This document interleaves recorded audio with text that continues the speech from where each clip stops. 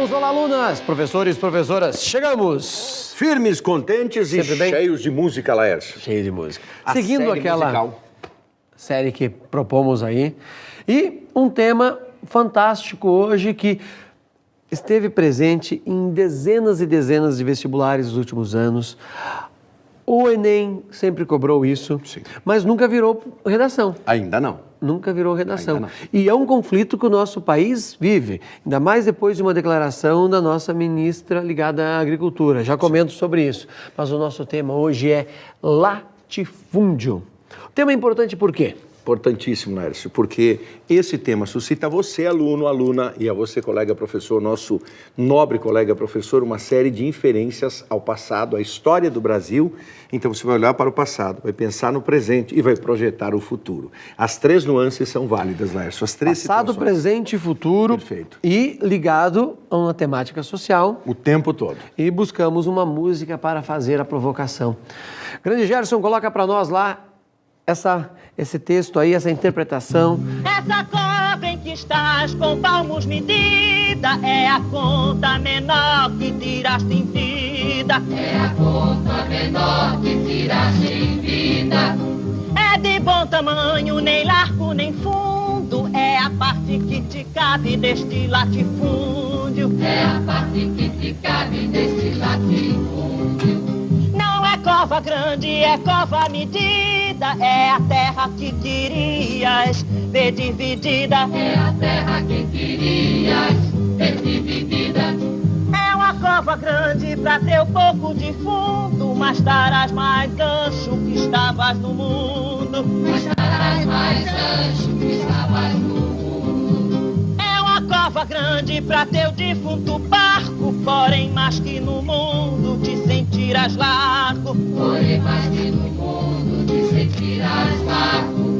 É uma cova grande pra tua carne e boca, mas a terra dada não se abre a boca. Mas a terra dada não se abre a boca. É a parte que te cabe deste latifúndio. É a terra que querias ver dividida. É a terra que querias ver dividida. É a parte que te cabe deste latifúndio. Não é cova grande, é cova medida. É a terra que querias ver dividida. É a terra que querias ver dividida. É uma cova grande pra teu pouco de fundo, mas darás mais ancho que estavas no mundo. Mas darás mais ancho que estavas no mundo. É uma cova grande pra teu defunto. É a terra porém mais que você no queria mundo ver te dividida. É a parte que te cabe de um Desse latifúndio. Este funeral de um lavrador, escrito por Chico Buarque, que fez parte dessa minissérie da Rede Globo, que daí dá a impressão que tem uma contradição, mas não tem, né? Vai falar aí da morte e vida severina, que é uma releitura que o Chico vai fazer na sequência. A questão da terra. João Cabral de Melo Neto, ao escrever Morte e Vida Severina, sabia que esse seu poema seria notório para sempre. Ou seja, é um poema transformado em peça de teatro. Sim. Virou auto, A-U-T-O, auto, peça religiosa, de origem ibérica, de origem medieval. Peça que os europeus cultivavam para enaltecer feitos religiosos. Gil Vicente, o grande nome do teatro português, fez no humanismo, lá pelo século XIV, século XV, na verdade já irrompendo o século XVI, toda a relação dos autos, sobretudo o Alto da Barca do Inferno, um poema transformado em peça teatral doutrinário, um espectro doutrinário. Morte e Vida Severina também o é.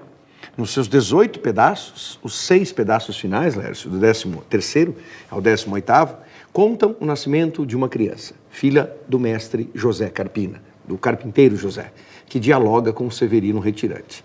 Esse momento que nós vimos agora, que você trouxe, faz alusão à caminhada do Severino, que vai sair lá dos limites da Paraíba e vai percorrer Serra da Costela. o caminho. E ao percorrer esse caminho, ele vai se deparar com a morte todo o tempo. E vai se deparar com essa gente muito modesta, que a única terra que encontrou foi a terra rasa, onde vai ficar o seu corpo depositado. Vamos dar uma olhadinha na letra e em cima desta letra a gente vai conversando e traz mais provocações que o professor Marlos nos ajuda ali. Eu peguei só um trecho, mas já é assustador algumas palavras aqui usadas, né? Esta cova em que estás, com palmos medida. Você já imagina onde o cara foi enterrado, né? É a conta menor que tiraste em vida. É de bom tamanho. Não é largo, né? E nem fundo. Mais ou menos 7 palmos ali que você vai ser enterrado. Se for indigente, talvez menos. É a parte que te cabe deste latifúndio. No Brasil tem um conflito tremendo, já fala sobre essa palavra. Não é cova grande, é cova medida. É a terra que querias ver dividida. Sonhou-se com a reforma agrária, mas você morreu antes. Portanto, é a terra que querias ver dividida. É uma cova grande para o teu pouco defunto, né? Dá para imaginar que esse cara era raquítico, subnutrido, desnutrido e assim vai. Mas estarás bem mais ancho que estavas no mundo, né? Mas você vai estar melhor ali, digamos assim. É uma cova grande para o teu defunto parco. Porém, mais que no mundo se sentirá largo. É uma cova grande para a tua carne pouca. Imagine, você é muito magro para ser enterrado aí. Mas a terra dada não se abre a boca. É a conta menor que tiraste em vida. A descrição é o sonho de se ter a reforma agrária. Com toda certeza, Alex. Existe uma discussão muito grande por parte da bancada ruralista, que tem um poder pesado dentro no Congresso Nacional. Pensando ali em Senado e nos deputados federais que formam o Congresso, das duas casas elas têm um poder espetacular. Sem dúvida. Como se fosse ainda o voto de cabresto, se fôssemos fazer tal leitura. Dá uma olhadinha, por favor, no número de latifúndios que o Brasil tem. Olha só, professor Marlos, aproximadamente 70 mil latifúndios improdutivos. 69.233, que são os dados coletados entre 2003 e 2010. Essa aqui é uma publicação, está aqui a fonte, da revista Carta Capital. E quando você olha o tamanho das propriedades, olha aqui, ó, veja a área que elas ocupam, em milhões de hectares, ok? Praticamente 230 milhões de hectares. Ou seja, quase metade. Então, 40% do país. Tem algo Tá lá. muito desigual. E se quiserem contestar esses números, ótimo, podem contestar. Mas a gente não tem outros dados sobre isso. Embora a nossa ministra foi dizer que o Brasil não tinha mais latifúndio. Lembre-se que essa ministra atende pelo nome de Kátia É verdade, esqueci até de citar o nome dela. Abreu. Kátia Abreu. Ou, como alguns dos seus detratores, não nós, mas alguns, nós apenas estamos relatando aqui, Kátia Motosserra é o nome que se dá a esta senadora, Kátia Motosserra. Sim, ela era senadora, foi chamada pela presidente Dilma para assumir esse ministério importantíssimo que tem um poder enorme em várias situações. Sobretudo nesse país. Sobretudo nesse país. E você já se perguntou o que é latifúndio? Imagine que você tem que escrever na sua redação, porque já que você está falando sobre o tema, você vai ter que dizer em algum momento o que é latifúndio, né? Você vai aplicar isso aqui. Você vai ter que, em alguma situação, dentro dessa organização que o professor Marlos já vai falar, você vai ter que dizer o que é latifúndio. Bom, primeiro, o Brasil, já falamos diversas vezes, é extremamente diversificado. Se você pensar no norte, no sul, centro-oeste, nordeste, diversificado em quê? Não só do ponto de vista de longitude e de latitude, ele é diversificado em termos de solo, ele é diversificado em termos de clima, em termos de solo bom, solo ruim, com capacidade de plantar, de não plantar, terreno que a gente fala dobrado, com morros, sem morros. Então, não existe um número específico para dizer, ó, o latifúndio começa aqui e termina ali. para todo o país. Isto é um número extremamente regionalizado. O latifúndio é um pedaço de terra 600 vezes maior que um módulo. Só que o módulo, em cada região do Brasil, vai variar de 10 hectares a 100 hectares, a 200 hectares. E dentro de um mesmo estado tem vários tamanhos para módulo. Módulo fiscal, que é aquele que te dá como se fosse a tua escritura do teu terreno, da tua casa. É o registro que você é o dono desta propriedade.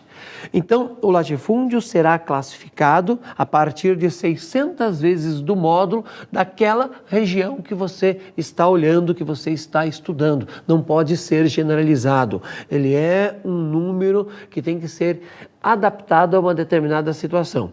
Combinado? Então pensa primeiro nisso. Então é algo extremamente complexo de dizer o que é latifúndio. Não pode dizer para o Brasil inteiro que isto ou aquilo é latifúndio. Tem que ver o número da regra, o número do regramento, da lei. Combinado?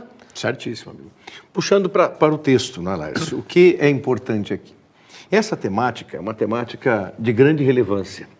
O colega nosso de história, o nosso colega de geografia, nosso colega de sociologia, o nosso colega de literatura e, além do professor de língua portuguesa, o professor de redação, pode ter acesso a esse texto.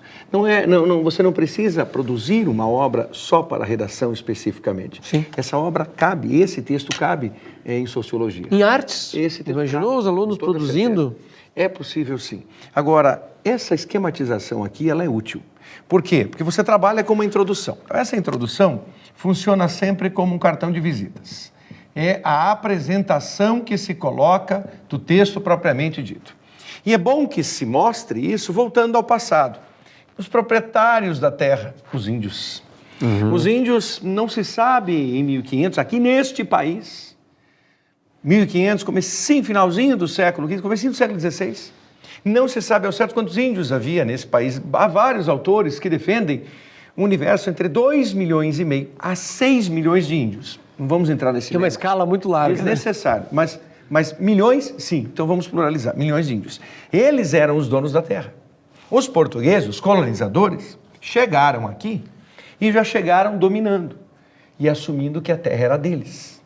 Analogia simplista, você tem a sua casa, o indivíduo bate a sua porta, não bate a sua porta, ele abre a sua porta, agora isso aqui é meu. Mas isso aqui é meu porque eu sou colonizador, eu sou superior.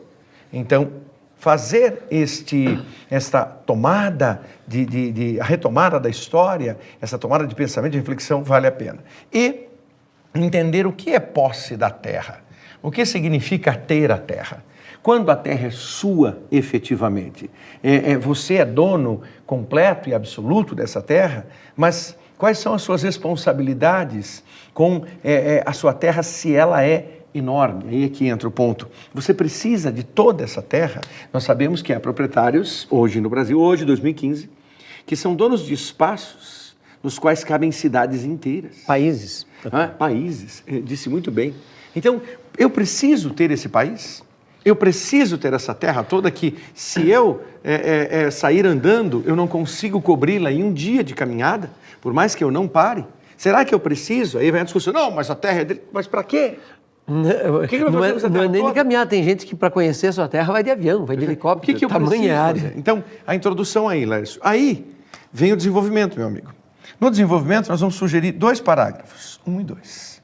Aqui, seria muito bom se o nosso aluno, se o colega professor explicasse o que é TFP. Tradição, Família e Propriedade. Uma organização famigerada, em minha opinião, que viveu nesse país. Não, e tem um título, Tradição, Família e Propriedade, tem um ufanismo, um eufemismo por trás disso, com todos os ismos que distorcem a ideia. É um movimento que eu sempre comparei a Ku Klux Klan. Mesma ideia. As proporções. Mesma Guardadas ideia. as proporções. Tá? Mesma ideia. Aí o coronelismo, seria muito bom que no desenvolvimento, Laércio, o nosso aluno entrasse nesse mérito do coronelismo. Por quê? Sim. Porque ele pode comprovar exatamente essa posse da terra e, no coronelismo, o sistema cartorário brasileiro. Porque esse sistema cartorário foi o que fraudou a posse da terra também. Sim. Muito bem descrito num filme com o Rodrigo Santoro chamado Abril Despedaçado, né, com a Glória Pires. Um filme divino, acho que é o melhor filme que eu na minha modesta opinião, vi mostrando a ideia do coronelismo, do conflito de terras na região do Nordeste, mas que pode ser estabelecido para o resto do Brasil sem problemas nenhum. O coronelismo só muda de nome, só muda o personagem, a forma dele se vestir, mas a atuação é a mesma, a maneira de domínio, de exploração é a mesma. Perfeito. Então, citar o coronelismo e entrar no que você acaba de mencionar, a reforma agrária. Então, é nesse recheio que ele vai buscar elementos da reforma agrária. Claro que se ele tiver uma visão do que aconteceu em outros países, uma visão de mundo, para tocar na questão da reforma agrária, importante. E daí sim citar o Brasil, isso também é de bom tom. Seria interessante trabalhar com a seguinte ideia, olha, já se foi o tempo que se falava, que se admitia essa ideia, que reforma agrária é coisa de comunista. Sim. Vamos lá. Reforma agrária é coisa de capitalista. Capitalista, aquele que ganha dinheiro. De um país capitalista que tem visão de futuro. Basta você olhar para Canadá, pegar o Canadá. Estados Unidos, o símbolo do capitalismo. Olhe para o Japão, que tem o tamanho do Paraná, fez reforma agrária. Não há problema nenhum em se fazer reforma agrária, desde que exista um projeto, porque na nossa Constituição existe uma frase espetacular sobre a terra. Função social, portanto ela não pode ser um latifúndio improdutivo. Não tem problema de ter latifúndio, você pode ter, desde que você o produza. E tem uma bronca aí, qual o critério para produzir? Plantei uma vez milho, já se tornou produtivo. Plantei de vez em quando milho, eu deixei lá 3 bois bastando ali, tornou produtivo. Não, falta ainda uma regulamentação séria para classificar tal terra é ou não produtiva. Esta é uma bronca e foi isso que a Kátia Motosserra se referiu, o apelido da nossa ministra, me perdoe, mas ela até fez sempre valer esse apelido, ela sempre fez valer tal alcunha. Qual é o critério para tornar produtivo? É inadmissível ainda com tanta terra existir a fome no nosso país e não existir ainda uma reforma agrária. Veja, ninguém pensou na União Soviética, ninguém pensou em Cuba, estão pensando nos Estados Unidos, que nós temos que comparar alguém igual em tamanho de área, em tamanho de riqueza e com tamanho de ambição. Não adianta eu comparar com alguém menos, vamos comparar os Estados Unidos, porque senão a gente perde a referência. Toda certeza. E o fechamento, a conclusão, o último parágrafo, o futuro do país. O futuro do Brasil, se nós continuarmos ausentes de uma reforma agrária. Ou o futuro desse país, se existir uma reforma agrária que beneficie, sim, muitas e muitas pessoas que possam subsistir melhor e, consequentemente, fazer gerar e girar esta roda maravilhosa do próprio capitalismo, do recurso. Sendo o Enem, tipo de proposta, Laércio mencionou desde a abertura da nossa aula, uma proposta de intervenção social é como o poder público pode intervir para que exista maior justiça e a terra, na sua forma, possa ser socializada. Esse é o ponto. O professor Laércio mencionou filmes e números. Nós vamos aqui trabalhar com um conceito de 3 obras que você pode citar no desenvolvimento também ou até no fechamento, dependendo da forma como você concluirá. Você pode tocar muito no livro Vidas Secas, Graciliano Ramos. Melhor ainda, mais pontuado quanto aos desvios, o coronelismo e o que se usava para ter a posse da terra, o romance São Bernardo. Então você tem Vidas Secas e São Bernardo de Graciliano Ramos.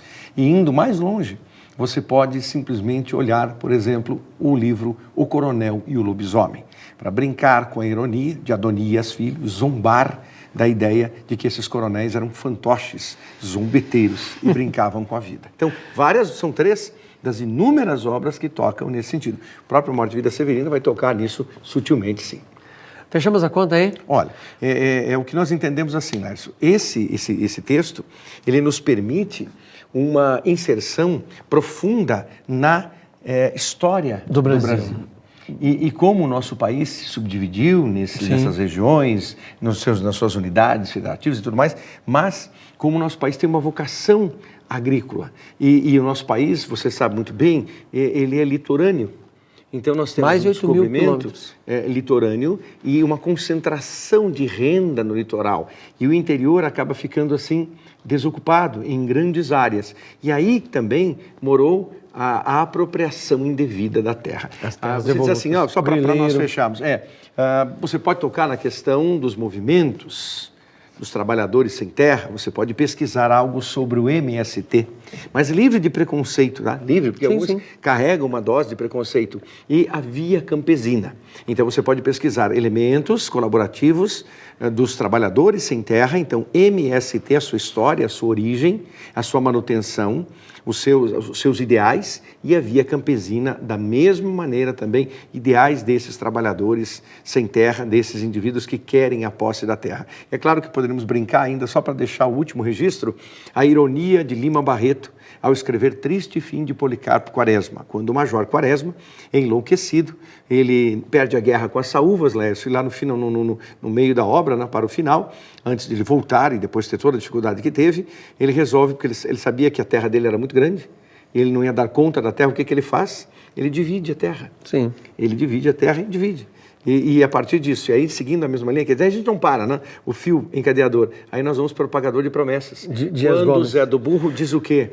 Que a promessa dele era dividir a terra deles com os trabalhadores mais pobres do que ele. E seria um mau exemplo para aquela elite que ele estava. Exatamente. Valeu? É isso, meu amigo. Para fechar a conta, curta mais uma vez essa grande interpretação de Tânia Alves, e assim nós nos despedimos e seguimos aí com a ideia das músicas para ajudá-lo nas suas redações. Grande abraço, até a próxima. Mas a terra dada não se abre a boca. Mas a terra dada não se abre a boca.